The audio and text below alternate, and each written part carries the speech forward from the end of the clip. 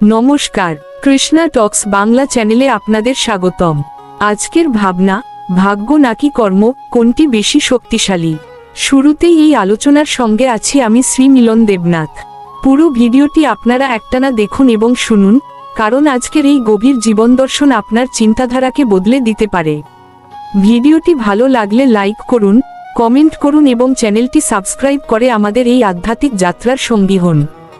আপনাদের মনে শাস্ত্রীয় বিষয়ে কোনো জিজ্ঞাসা বা বিশেষ কোনো বিষয় নিয়ে আলোচনা শোনার ইচ্ছা থাকলে তা নির্দ্বিধায় কমেন্টে জানাতে পারেন। আমাদের নজরে এলে অবশ্যই তা নিয়ে আমরা বিস্তারিত আলোচনা করব।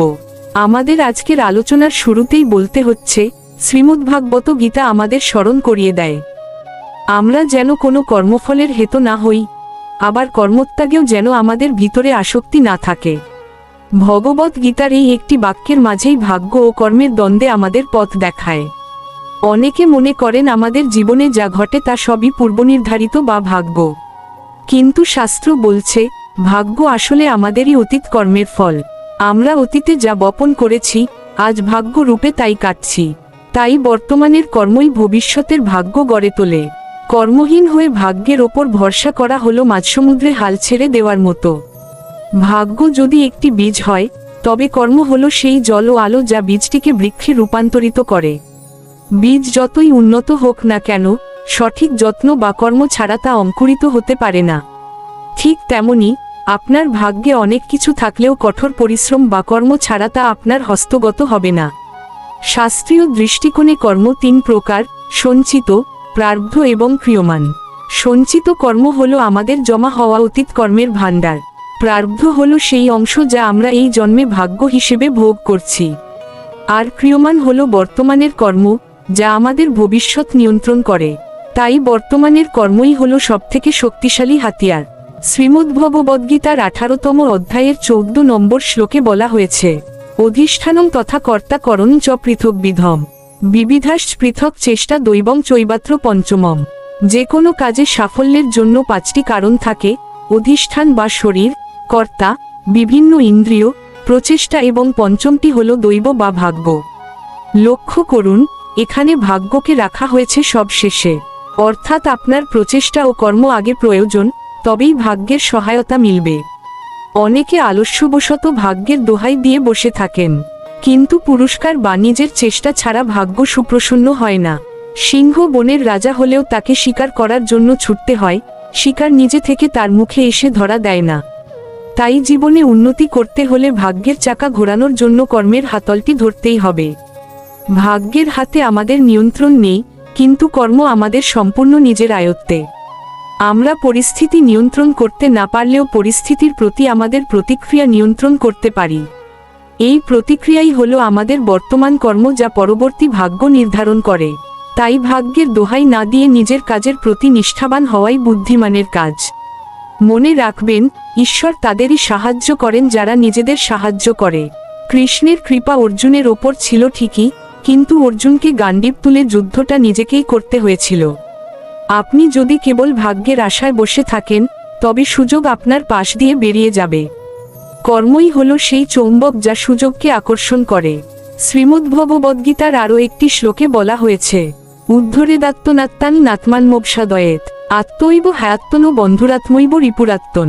অর্থাৎ, নিজের দ্বারাই নিজের উদ্ধার সাধন করতে হবে, নিজেকে অবসাদগ্রস্ত করা উচিত নয়। শ্রীমদ্ভগবদ্গীতার একটি অত্যন্ত প্রাসঙ্গিক শ্লোক এই প্রসঙ্গে আমাদের পথ দেখাতে পারে। তস্মাৎশক্ত সততং কার্যং কর্ম সমাচর, অশক্ত হো আচরণ কর্ম পরমাপ্নতি পুরুষ। অর্থাৎ, ফলের প্রতি আসক্তি ত্যাগ করে সর্বদা কর্তব্য কর্ম সম্পাদন করো। কারণ অনাসক্ত হয়ে কর্ম করলে মানুষ পরম পদ বা জীবনের পরম লক্ষ্য লাভ করতে পারে। আমাদের এই যে ভাগ্য আর কর্মের লড়াই, তার মূলে রয়েছে ফলাফলের চিন্তা। আমরা যখন ফলের কথা ভেবে ব্যাকুল হই, তখনই ভাগ্যের ওপর বেশি ভরসা করতে শুরু করি। কিন্তু ভগবান শ্রীকৃষ্ণ স্পষ্টভাবে জানিয়েছেন যে, কর্মের মাধ্যমেই পূর্ণতা আসে। কর্ম হলো আমাদের হাতে থাকা একমাত্র যন্ত্র, যা দিয়ে আমরা ভাগ্যের দুর্ভেদ্য দেয়ালও ভেঙে ফেলতে পারি। আপনি যখন কেবল নিজের দায়িত্বটুকুকে ঈশ্বরীয় সেবা মনে করে যাবেন, তখন ভাগ্য আপনার সহায় হতে বাধ্য হবে। এই আত্ম উদ্ধারের একমাত্র পথ হল সৎ ও সনিষ্ঠ কর্ম। প্রতিদিন রাত 8টায় আমাদের কৃষ্ণ টক্স বাংলা চ্যানেলে এ ধরনের ধর্মীয় আলোচনা শুনতে ভুলবেন না। আমাদের জীবনের প্রতিটি ছোট ছোট সিদ্ধান্তই হলো এক একটি কর্ম। আজ আপনি যা করছেন তা আপনার আগামীকালের ইতিহাস রচনা করছে। তাই ভাগ্য শক্তিশালী নাকি কর্ম, এই বিতর্কে না গিয়ে বরং কর্মকে এমনভাবে সাজান যেন ভাগ্য আপনার দাস হতে বাধ্য হয়। শ্রীকৃষ্ণ অর্জুনকে বলেছিলেন যে শোক না করে নিজের ধর্ম পালন করতে। আমাদের ধর্ম বা কর্তব্য পালনই হলো সর্বশ্রেষ্ঠ পূজা। আপনি যদি আপনার দায়িত্ব সঠিকভাবে পালন করেন তবে বিধাতা আপনার ভাগ্যে শুভফল লিখতে বাধ্য। কর্মের মাধ্যমেই মানুষ দেবত্ব লাভ করতে পারে, আবার কর্মের অভাবেই পতন ঘটে।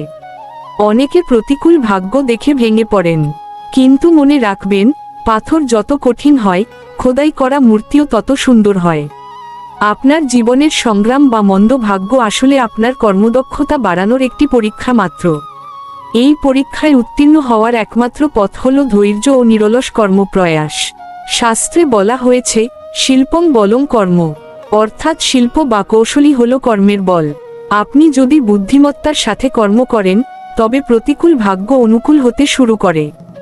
সমুদ্র মন্থনের সময় দেবতারা ও অসুররা কর্ম করেছিলেন বলেই অমৃত উঠেছিল। ভাগ্য নিজে থেকে অমৃত পরিবেশন করেনি। শ্রীমদ্ভগবদ্গীতার 3য় অধ্যায়ের 8ম শ্লোকে বলা হয়েছে নিয়তম কুরু কর্ম তম কর্ম যেহ কর্মন শরীরযাত্রা পিচতে ন প্রসিদ্ধেদ কর্মন। তুমি তোমার শাস্ত্রবিহিত কর্তব্য কর্ম করো, কারণ কর্ম না করার চেয়ে কর্ম করা শ্রেয়। এমনকি কর্ম না করলে তোমার শরীর রক্ষাও সম্ভব হবে না, অর্থাৎ জীবনের অস্তিত্ব রক্ষার জন্য কর্ম অপরিহার্য। ভাগ্য হলো অতীতের প্রতিচ্ছবি, আর কর্ম হলো ভবিষ্যতের আয়না। আপনি আয়নার সামনে দাঁড়িয়ে যেমন মুখভঙ্গি করবেন প্রতিচ্ছবি ঠিক তেমনই হবে। তাই সুন্দর ভবিষ্যৎ চাইলে বর্তমানে সুন্দর কর্ম করুন।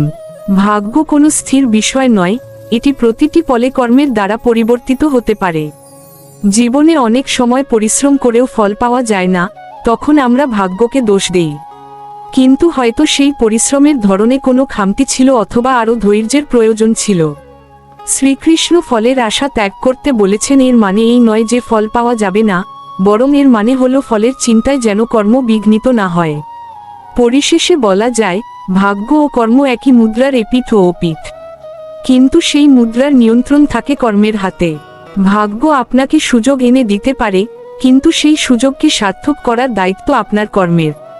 তাই ভাগ্যের ওপর নির্ভরশীল না হয়ে নিজের সামর্থ্যের ওপর বিশ্বাস রাখুন এবং পরমেশ্বরের নাম স্মরণ করে কর্মপথে অবিচল থাকুন। আজকের এই আলোচনা যদি আপনাদের মনে সামান্যতম আলোকপাত করে থাকে তবে আমাদের সার্থকতা। আপনাদের যে কোনো মতামত বা প্রশ্ন কমেন্টে জানাতে ভুলবেন না। আমরা প্রতিটি মন্তব্য গুরুত্বের সাথে পড়ি এবং সে বিষয়টি যদি আলোচনার যোগ্য হয় তাহলে আলোচনা করার চেষ্টা করা হবে। আবারও দেখা হবে আগামীকাল। শ্রী মিলন দেবনাথ। হরে কৃষ্ণ।